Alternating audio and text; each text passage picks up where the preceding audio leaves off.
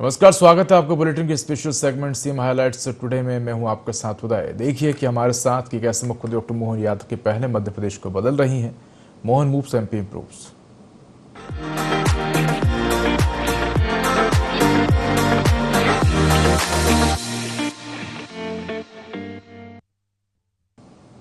राष्ट्रीय शिक्षा नीति 2020 के प्रभावी क्रियान्वयन को लेकर आज प्रशासनिक अकादमी में एक दिवसीय कार्यशाला आयोजित की गई।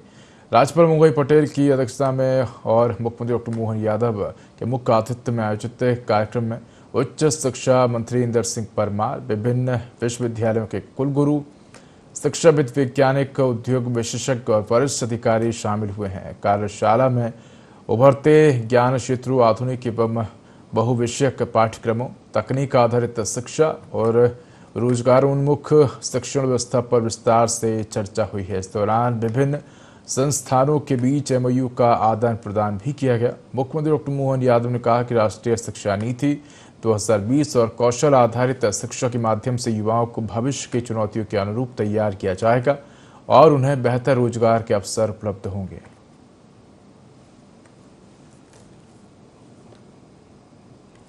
तो ये हमारा सत्र सार्थक होगा। कार्यशाला के उद्घाटन सत्र के साथ हमारे हर क्षेत्र के अंदर देश की स्वनाम धन्य अलग अलग आईआईटी, मद्रास और कौन कौन से नाम सबने जो एमओयू किए, ये वास्तव में समसामयिक है।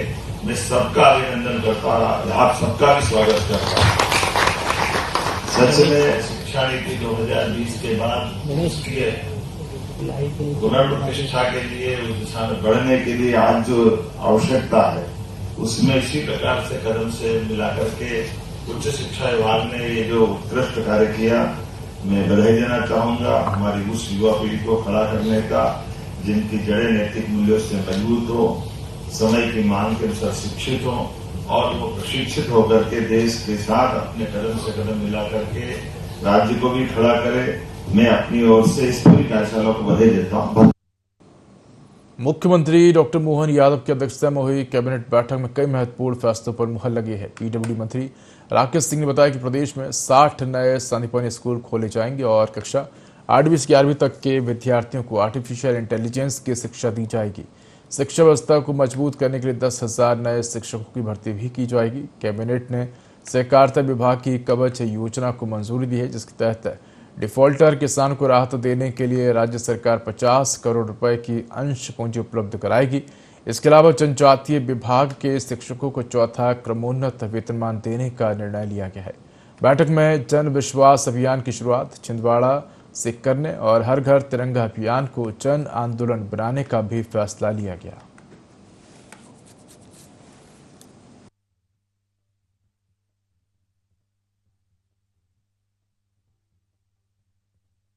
देश का पहला टेलीकॉम मैन्युफैक्चरिंग जोन ये ग्वालियर में स्थापित होने जा रहा है और दिल्ली में राज्य सरकार और भारत सरकार के बीच में एमओयू पर हस्ताक्षर भी हो चुके हैं। ये लगभग 350 एकड़ में विकसित होने जा रहा है, जो अत्याधुनिक प्लग एंड प्ले औद्योगिक क्लस्टर होगा।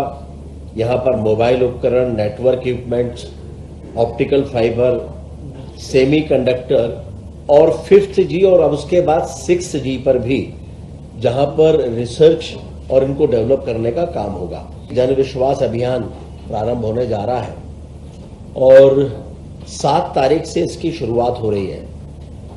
माननीय मुख्यमंत्री जी स्वयं इसकी शुरुआत छिंदवाड़ा से कर रहे हैं। प्रभारी मंत्री होने के नाते मैं भी वहां रहूंगा और सभी जो मंत्रीगण हैं, ये इनके जिलों का चयन की प्रक्रिया मुझे लगता है आज पूरी हो जाएगी और ये सभी वहां पर 7 तारीख को मौके पर रहेंगे अपने अपने जिलों में।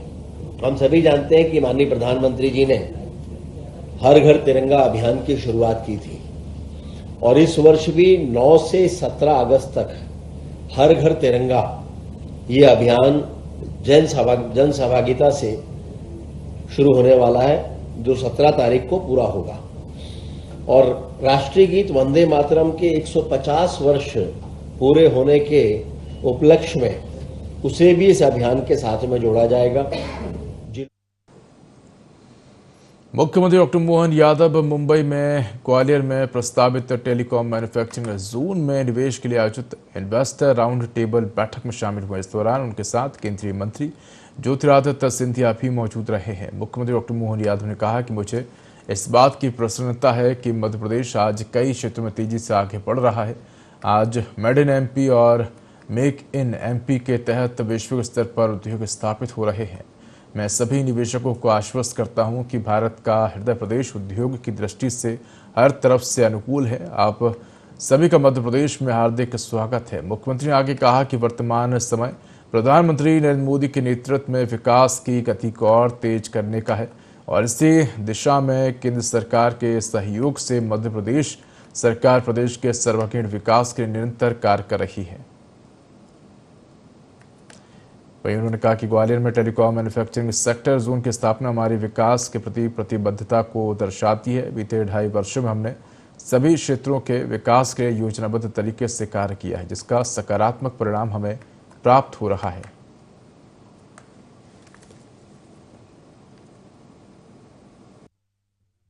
प्रसन्नता भी है।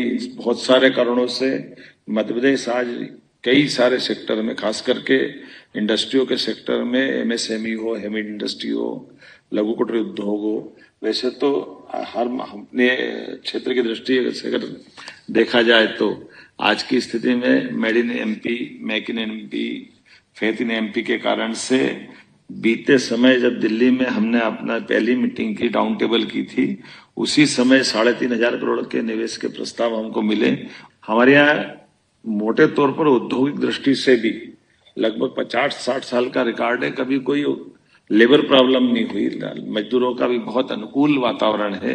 व्यापार व्यवसाय करने के लिए सभी प्रकार के संसाधनों से युक्त होकर के देश के भी और विदेश के, और जैसे कि बताया गया है कि रीजनल इंडस्ट्री कॉन्क्लेव के माध्यम से समग्र मध्य प्रदेश में अलग अलग सेक्टर में हम समान रूप से आगे बढ़ रहे हैं। वर्तमान का समय सच में यशस्वी प्रधानमंत्री के नेतृत्व में सभी क्षेत्रों में तेजी गति से बढ़ने का है और उसी में एक कदम हमने भारत सरकार के साथ मिलकर के मध्य प्रदेश सरकार की ओर से बढ़ाया है।